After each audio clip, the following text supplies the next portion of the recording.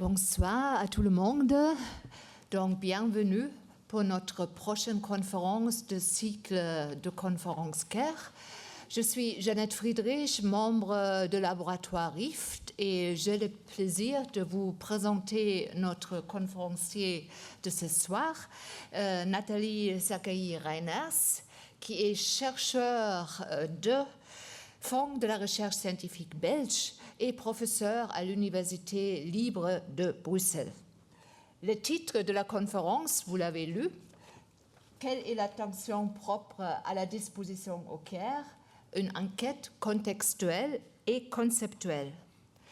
Le titre me permet de vous présenter la conférencière car il reflète très fidèlement les deux voies ou les deux domaines d'intérêt qui se rencontrent quotidiennement dans les travaux de Nathalie. D'un côté, un travail sur les concepts, mais pas les concepts en tant que tels, mais des concepts compris comme des outils de pensée. Car d'autre côté, il y avait toujours une curiosité et un intérêt insatiable pour des phénomènes palpables de l'environnement social et personnel qui, selon Nathalie, demandent d'être thématisés. Voilà les deux côtés, le conceptuel et le contextuel. Quand nous avons fait connaissance, il y a maintenant plus que 20 ans, c'était par exemple les débats autour d'un concept, autour d'une question extrêmement intéressante. Doit-on expliquer ou doit-on comprendre à l'intérieur des sciences de l'homme? C'est la question qui a préoccupé Nathalie il y a 20 ans, avec comme compagnon de route des auteurs philosophiques et sociologiques comme Alfred Schütz, Wilhelm Dilthey, Edmund Husserl. Puis, je pourrais nommer ces recherches autour de jeux qui, de nouveau, ont marié le conceptuel et le contextuel. Car durant le colloque qu'elle a organisé, on a fait écouter des exposés, mais la moitié du temps, on a joué au jeu. Donc, le conceptuel a dû se confronter à la réalité. De la même manière, elle a travaillé sur l'enchantement, sur la vie des images, etc., etc. Dans les dernières années, le contexte de la recherche de Nathalie a de nouveau changé. Si vous regardez les titres de ses livres et de ses textes, on le voit bien. Je voulais prendre comme exemple quelques-uns. Penser le soin avec Simone Weil, un ouvrage collectif dirigé avec Martin Dumont. Des mondes qui nous soutiennent dans le livre Le soin en première ligne. Les valeurs de soin ou la relation médicale en contexte. Ou encore le petit livre publié tout récemment, Visite à l'EHPAD, donc elle nous parlera certainement. Je donne la parole à Nathalie, encore une fois avec un grand merci d'être venue et avec plaisir. Merci beaucoup Jeannette, merci de m'accueillir ici, je suis très contente d'être là. J'ai fait un bref passage ici, j'arrive même plus à me rappeler quand, en fait, mais il y a très longtemps, pour donner un cours, et donc j'ai plein de souvenirs aussi à revenir ici. Je retrouve des personnes que je remercie, Marie-Vonne Charmillot, je rencontre aussi Cécilia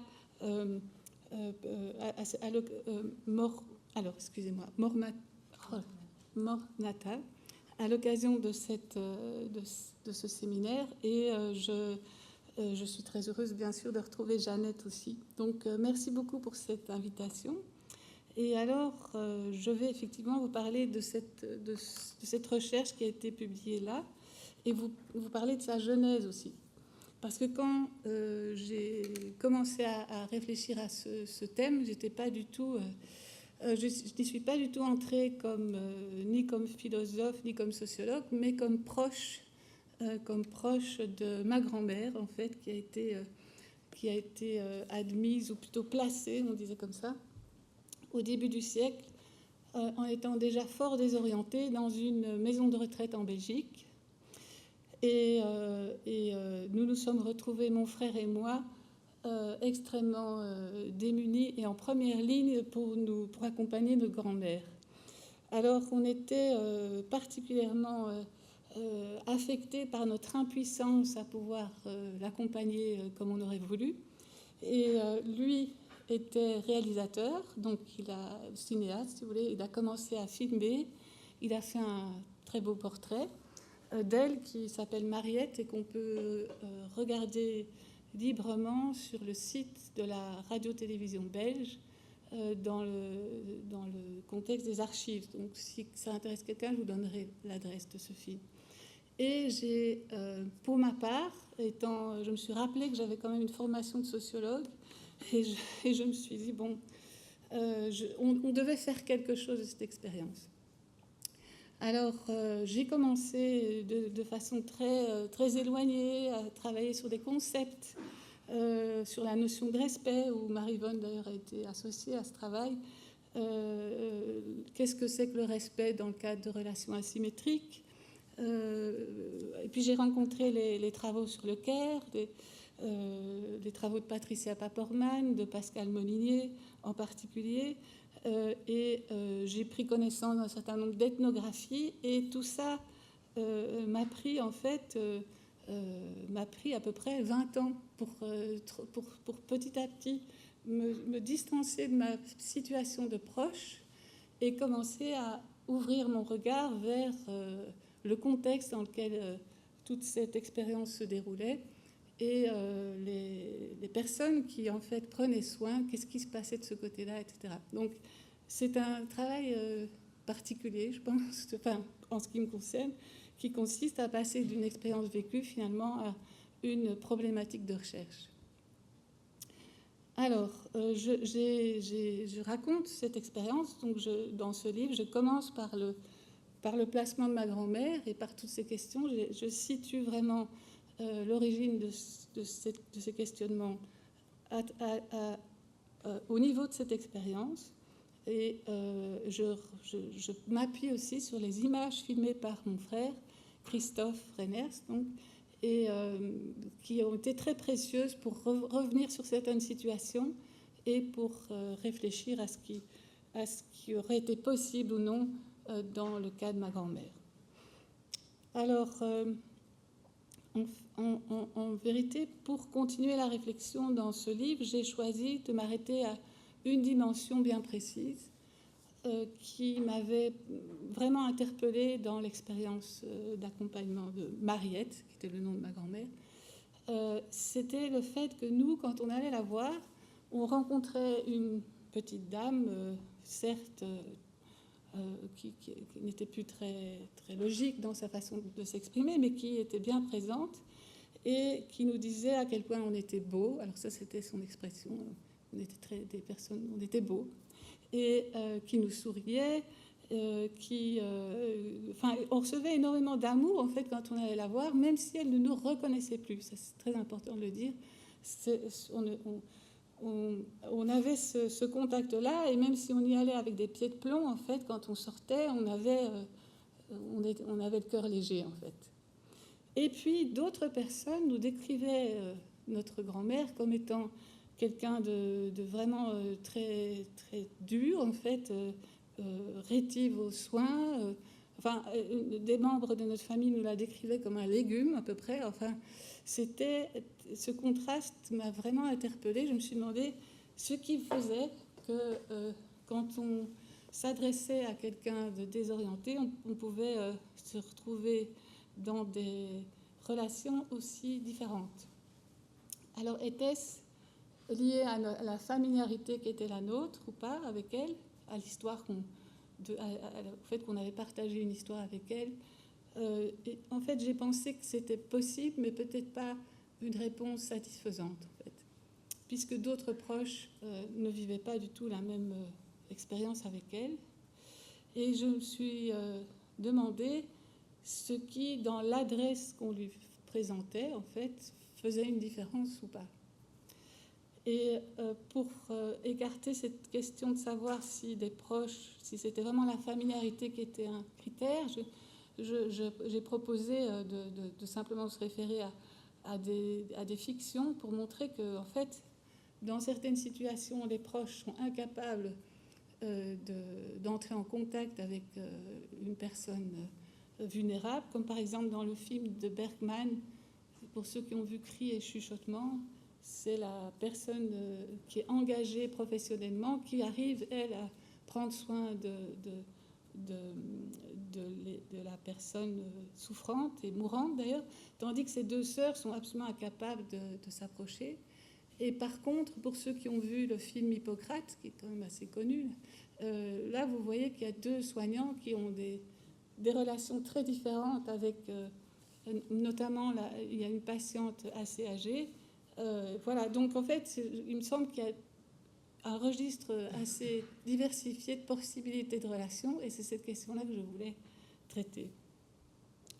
Alors, donc c'est devenu cette question, c'est finalement quelles sont les conditions dans lesquelles une rencontre semble possible pour ces personnes désorientées, avec des proches ou avec des soignants ou avec d'autres résidents, donc des conditions qui permettraient d'envisager un lien vivant, si vous voulez, entre ces mondes qui sont en fait très différents de celui qui anime la personne âgée et de celui qui anime la personne qui vient pour une visite, qu'elle soit médicale ou autre. Et il me semble que cette adresse fait quand même porter beaucoup sur la différence entre qu'est-ce que c'est qu'un gardiennage des corps, pour reprendre l'expression de Goffman, et pas un lieu de vie partagé, ce que nous souhaiterions quand même plutôt pour ces maisons de retraite. Alors, cette différence, en fait, on peut tous la ressentir, je pense. On l'a tous vécu aussi, souvent, mais il est très difficile de décrire ce qui fait que ça va pouvoir enclencher une relation non fonctionnelle, si vous voulez, et plutôt habitée avec autrui. Et comment décrire quelque chose qu'on ressent et qui est assez familier, mais qui échappe à la pensée conceptuelle? Je me suis tournée vers les socio-anthropologies du quotidien qui ont ouvert des pistes pour essayer de réfléchir à la vie quotidienne et aux compétences qu'on met en œuvre chaque jour pour entretenir nos relations avec les autres sans vraiment se poser de questions, sans savoir très bien comment elles fonctionnent. Et néanmoins, nous poursuivons avec aisance dans des tas de situations très complexes. Mais comment rendre compte de ces compétences? Les socio-anthropologues que j'ai rencontrés proposent de faire un écart, de produire une rupture dans le flux ordinaire pour pouvoir prendre en considération ce qui est présupposé dans le cours normal de l'interaction. Donc cet écart, par exemple, c'est celui que propose Alfred Schütz quand il reprend l'expérience de l'étranger, qui se retrouve dans un mode de vie qu'il ne connaît pas et qui doit essayer de se débrouiller. Et en se débrouillant, il crée plein d'incidents d'interaction avec les membres familiers de ce mode de vie. Et ces incidents permettent aussi de comprendre la façon dont ça fonctionne à l'ordinaire, si vous voulez. Même chose avec Harold Garfinkel, qui, à travers son ethnométhodologie, a proposé avec ses étudiants de créer des ruptures dans le quotidien pour pouvoir mieux prendre en vue de nouveau les règles qui sous-tendent une interaction ordinaire, ou encore avec Goffman et l'usage de métaphores qui permettent de contraster avec le monde ordinaire pour mieux comprendre comment il fonctionne. Alors, comment faire dans le cas de ma question, là, de l'adresse à autrui? Eh bien, je me suis tournée vers des performances d'artistes. Et j'ai retenu des performances d'artistes qui sont documentées. Comme ça, la discussion est possible. Si vous ne voyez pas la même chose que moi, pas de souci.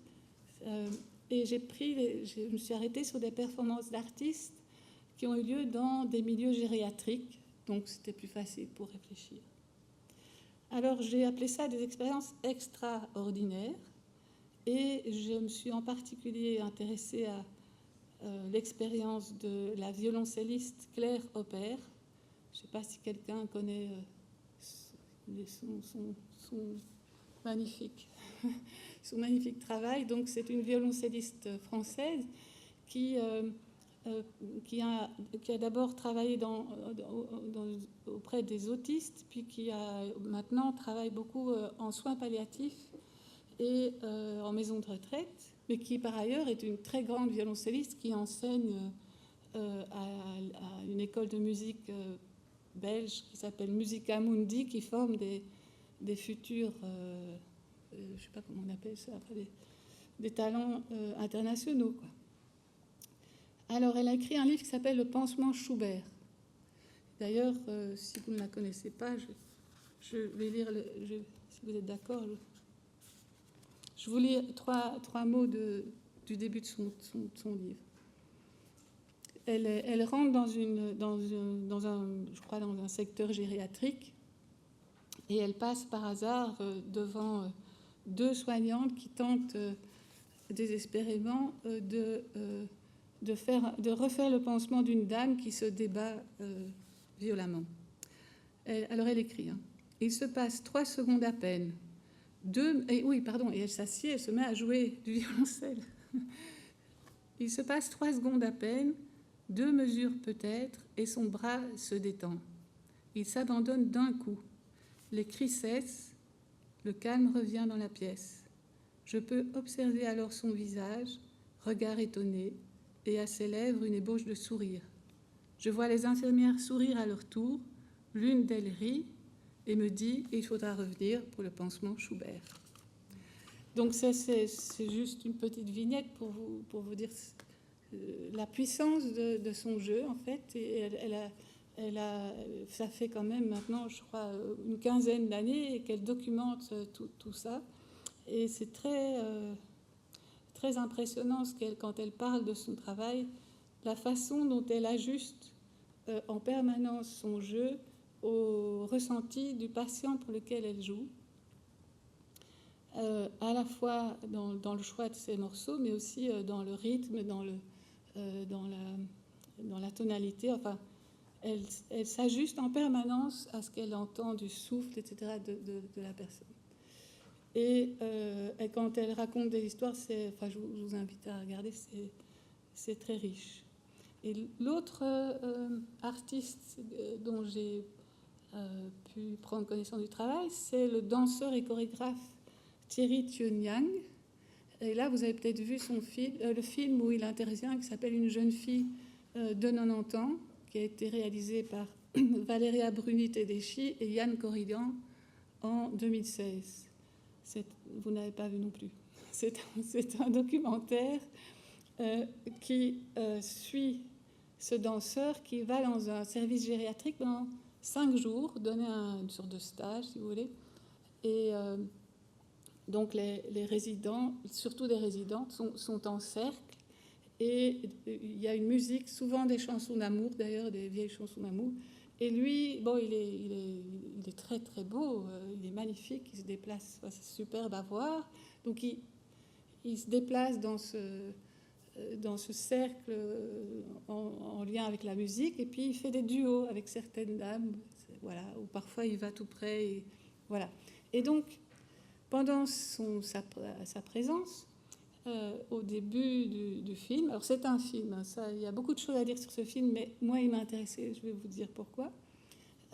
Au début, l'une des personnes qui est présente, qui s'appelle Blanche, une vieille dame, ne sait même plus très bien quel est son nom, enfin elle est très loin dans la désorientation. Et puis au fil des duos qu'elle vit avec Thierry Thieu-Niang, eh bien, elle se met à revivre complètement. Elle tombe tout à fait folle amoureuse de cet homme. Elle commence à avoir des dialogues d'amour avec lui. elle retrouve son nom, et puis à un moment donné, elle se rend compte même, on voit ça dans le film, du lieu où elle est. Et tout à coup, elle ouvre les yeux, elle se rend compte d'où elle est. Elle dit, c'est totalement moche ici, il faut qu'on s'en aille. Enfin, cette femme, au contact de ce danseur, toute sa vie émotionnelle et affective reprend, y compris cognitive, parce qu'elle, enfin, c'est comme si elle se réveillait, si vous voulez. Alors c'est très très violent parce qu'il part après 5 jours et voilà. Enfin, il faut voir le film, mais c'est pénible. Donc, en même temps, c'est spectaculaire, c'est tout à fait spectaculaire.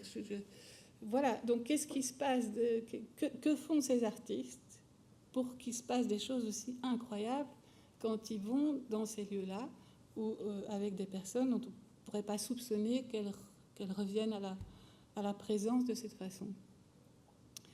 J'aurais pu vous parler aussi du cheval Peyo, n'est-ce pas? Je ne sais pas si vous ne le connaissez pas non plus, qui accompagne son propriétaire, mais son tout, si j'ai un monsieur, à l'hôpital, et qui choisit lui-même la chambre d'hôpital dans laquelle il entre, etc. Enfin, il y a des choses un peu extraordinaires, je trouve, comme ça, qui se passent. Et il a des conversations avec des patients qui aussi transforment leur vie.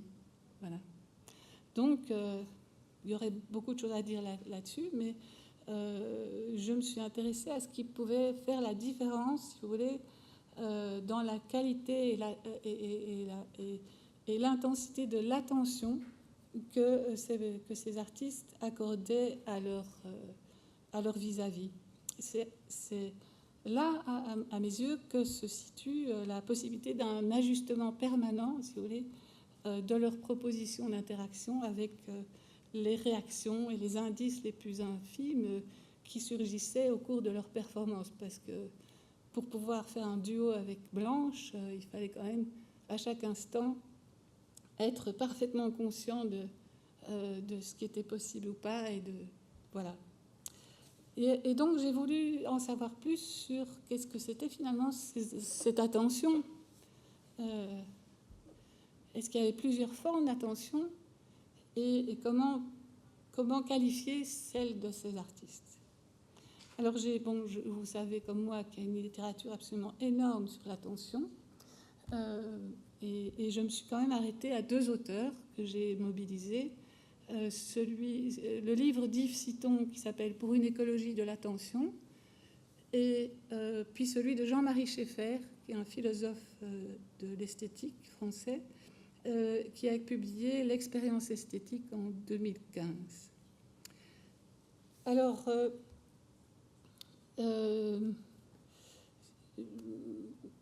Yves Citon nous explique bien à partir... Ces 2 auteurs travaillent aussi à partir des connaissances qu'ils ont pu prendre en neurosciences et en sciences cognitives. Et Yves Citon, il nous montre bien qu'en fait, l'attention, elle est structurée comme ce qu'il appelle un millefeuille, qui implique des mécanismes simultanément fort différents. Et ces mécanismes se déroulent à des niveaux différents, enchevêtrés, et qui ne rendent pas compte du même type d'attention. Alors, il y a ce qu'il appelle l'attention automatique. C'est le fait d'enchaîner une réaction à une perception. C'est assez automatique. Mais en fait, ce n'est pas automatique au départ. C'est le résultat d'un apprentissage qui fait passer au rang d'automatisme un effort d'attention qui, au départ, était nécessaire pour accomplir un geste.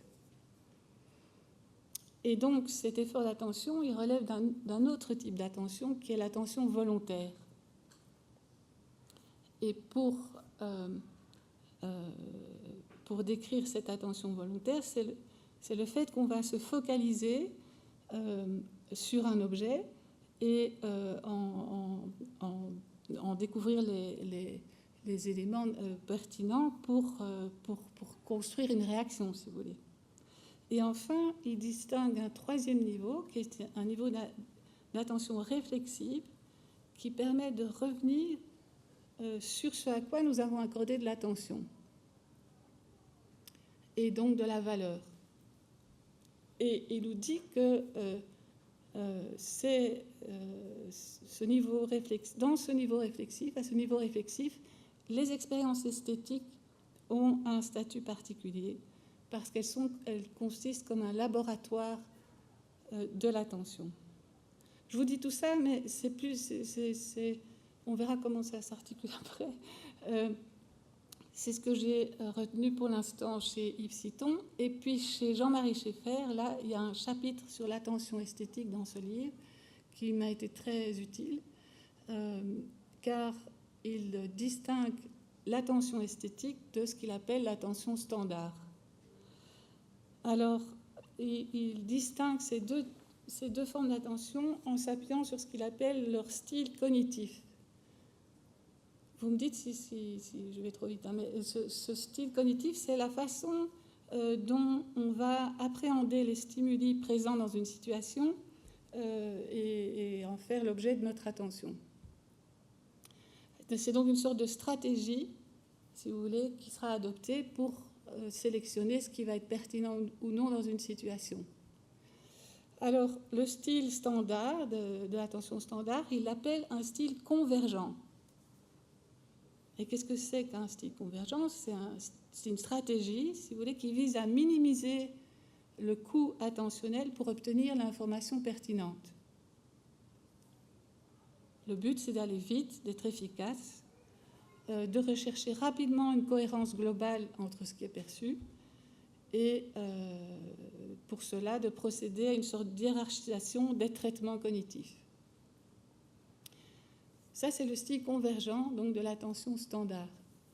Alors, pour ce qui est de l'attention esthétique, il propose, lui, de se référer à un style qu'il appellera divergent. Et la stratégie divergente, elle est très différente de la stratégie standard, si vous voulez. Là, au contraire, on opère avec une très faible sélectivité dans le traitement des stimuli qui sont présents dans la situation. Et on accepte qu'il y ait un retardement dans la recherche de cohérence de ce qui nous est présenté comme stimuli, si vous voulez. On accepte de ne pas comprendre tout de suite. Et il ajoute que dans cette ouverture à tout ce qui est perceptible, dont on ne sait pas a priori ce qui pourrait être pertinent, eh bien, dans cette ouverture, on a beaucoup de chances de se retrouver devant une surcharge attentionnelle. Ça demande beaucoup plus d'énergie que l'attention standard, en fait, puisqu'on ne sait pas ce qui va... on est obligé de faire attention à tout, si vous voulez. Alors, on peut illustrer ces distinctions en pensant à la lecture. La lecture standard, eh bien, en style convergent, visera à comprendre le plus rapidement possible, en dépensant le moins d'énergie attentionnelle, le propos d'un texte écrit. Et tandis que la lecture esthétique, entre guillemets, tout ça, en tout cas celle en style divergent, eh bien là, l'attention, ça peut être, par exemple, alors c'est vraiment stéréotypé, mais à la lecture d'un poème, par exemple, ce sera l'attention même qui sera recherchée. Le fait de se laisser surprendre par le texte, ce qui supposera donc une certaine disponibilité et le fait d'accepter de ne pas comprendre tout de suite. Alors avec cet exemple de la lecture, on comprend en fait que ce n'est pas vraiment la maîtrise technique qui est l'enjeu ici, parce que dans les deux cas, il faut savoir lire. C'est la capacité de se rapporter à ce que nous percevons en acceptant de ne pas le catégoriser tout de suite ou non. Donc voilà ce que je retiens moi de ce détour. Et je retiens, pourquoi Yves Citon alors aussi, parce que cette hiérarchie entre les niveaux d'attention permet aussi de réfléchir à ce qui est mis en œuvre par ces artistes dans leur performance. Il est clair que on a affaire à deux artistes qui maîtrisent parfaitement la technique de leur art, tant Claire Hopper, qui est une très grande violoncelliste, que Thierry Thionian, qui est un grand chorégraphe, ont dû bien sûr mobiliser l'attention standard et l'attention volontaire pour parvenir à ce niveau de maîtrise. Et ce n'est qu'à partir du moment où la maîtrise technique est acquise qu'ils peuvent se permettre d'ouvrir l'attention, de dégager de la disponibilité pour une attention ouverte à leurs partenaires et à tout leur ressenti pour ajuster leur jeu en permanence.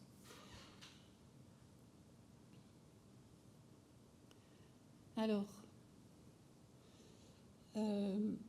d'ailleurs, Claire Hopper explique que dans la clinique qu'elle opère avec son violoncelle, elle insiste sur le fait qu'il s'agit de déployer ce qu'elle appelle un art vivant auprès de ses patients, un art donc qui est joué en présentiel pour rejoindre à chaque fois la singularité des personnes pour lesquelles elle joue et pour pouvoir s'adapter intuitivement donc à chaque seconde aux réactions qu'elle perçoit à travers sa prestation.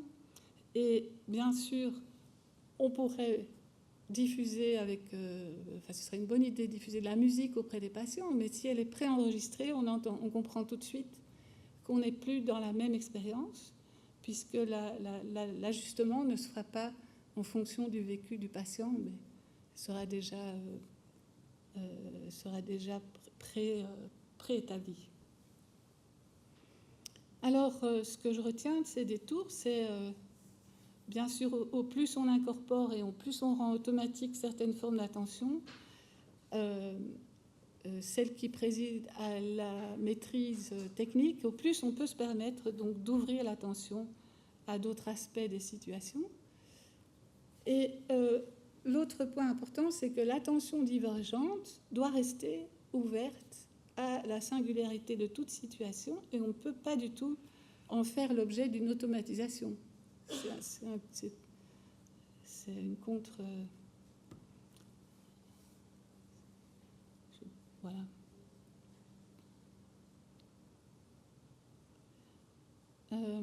On retiendra aussi que l'exercice de cette attention divergente demande une grande dépense d'énergie et qu'elle est liée à un contexte qui permet, bien sûr, cette suspension et cette ouverture dans le jugement et l'évaluation.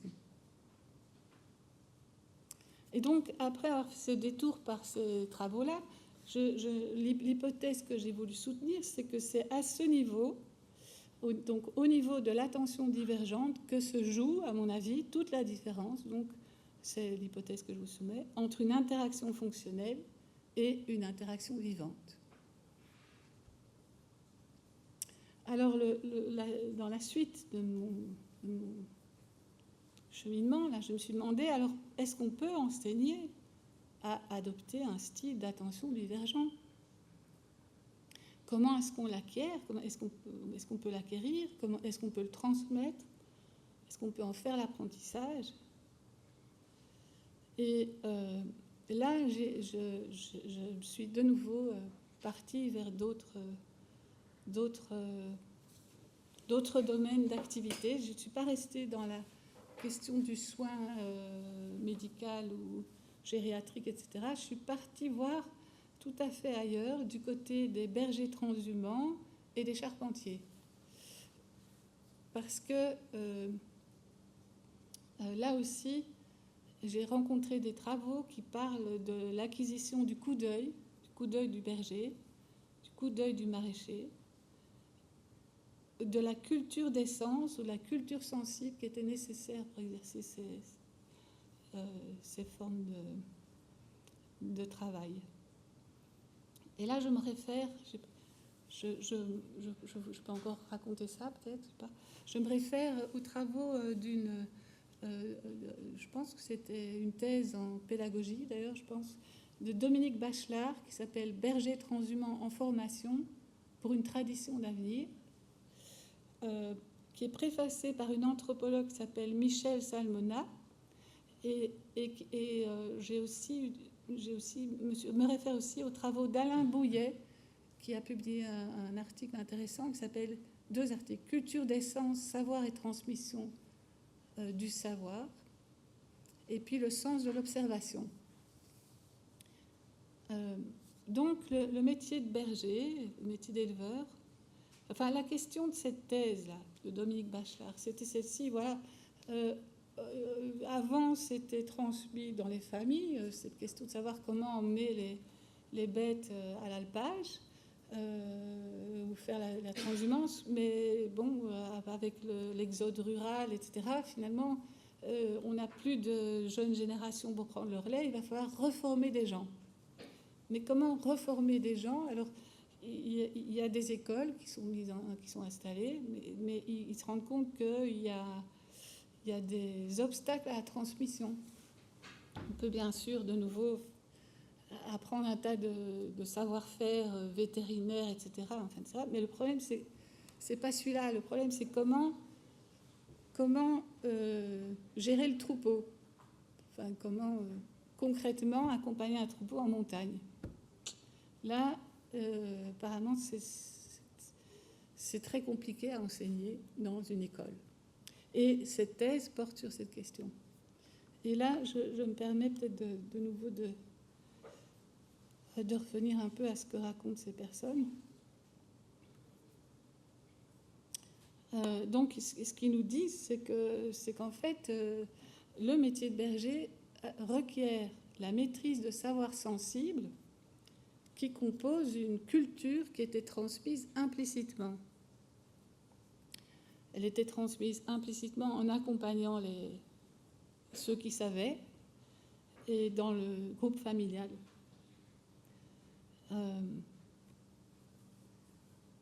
Alors, on a un peu affaire au même problème que celui que j'avais rencontré avec l'adresse. Là, c'est comment expliciter de nouveau quelque chose qui est tellement ancré dans le familier que, en fait, même les gens à qui on leur demande comment vous faites, on fait quoi. En fait, il n'y a pas de savoir explicite disponible pour rendre compte de ces savoir-faire.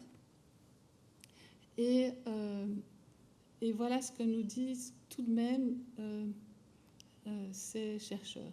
Comment qualifier ce coup d'œil? Et comment est-il acquis? Alors là, je vais citer un extrait de la préface de cette thèse. Le métier d'éleveur, de berger transhumant, mais aussi tous les métiers du vivant, exige un type d'observation où l'on est dans un état à la fois de vacuité, en même temps qu'attentif à tout ce qui est étrange, non prévu.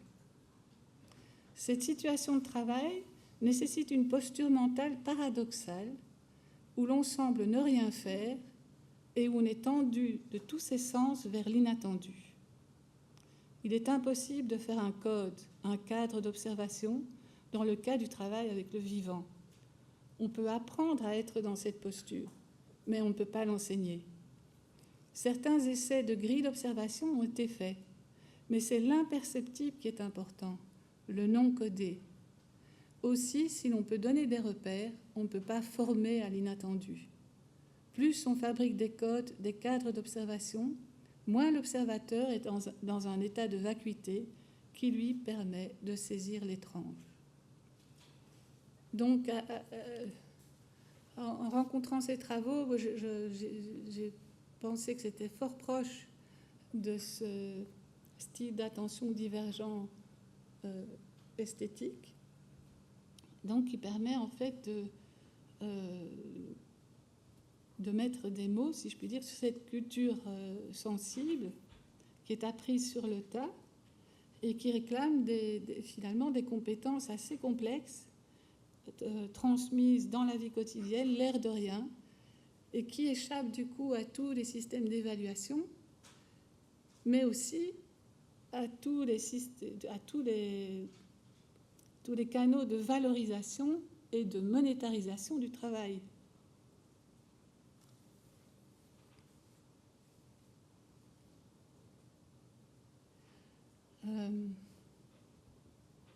Donc ce sont en général des apprentissages longs, lents, qui sont opérés par immersion mimétique et qui forment ce qu'on appelle l'expérience,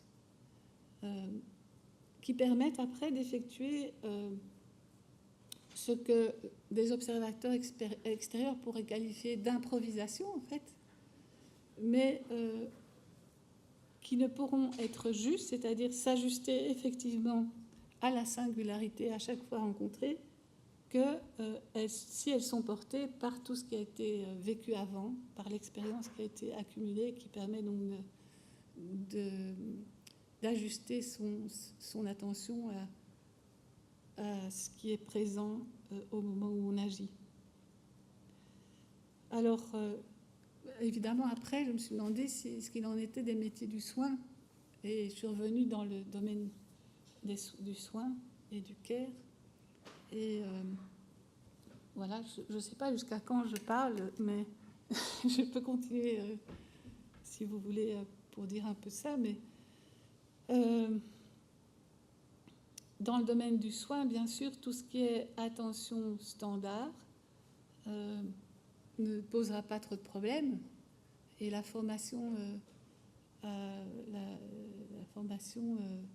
peut prendre en charge tout ce qui relèverait plutôt des savoirs du cure, on peut dire savoir comment soigner. Enfin, en revanche, tout ce qui relèverait de la relation à chaque fois singulière avec chaque patient, chaque personne prise en charge, là, on va rencontrer les mêmes problèmes que pour les bergers transhumants,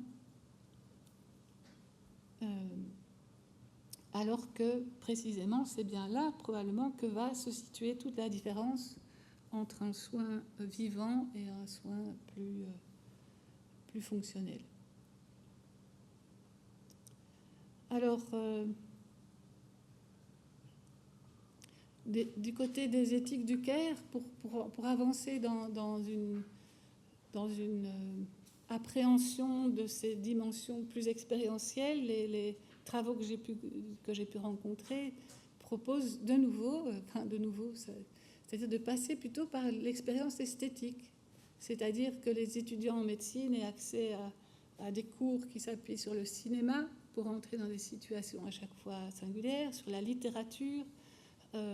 Les éthiciennes du care aussi insistent sur l'importance de la narration pour rencontrer non plus des maladies, mais des patients, à chaque fois différents, qui s'inscrivent dans des contextes, qui ont des histoires.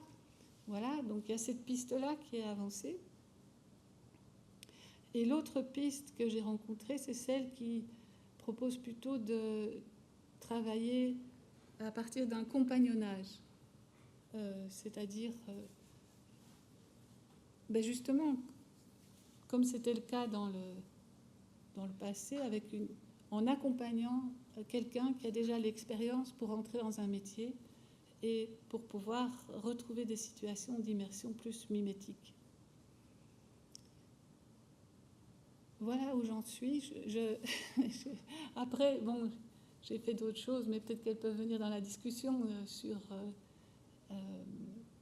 ce qu'il est possible d'envisager aujourd'hui, étant donné l'état du contexte de prise en charge des personnes âgées, de ce secteur et tout ça, des formations qui ont lieu maintenant dans ces contextes. Voilà, je ne sais pas si ça va, si je m'arrête là maintenant, en étant disponible pour... Ok, merci.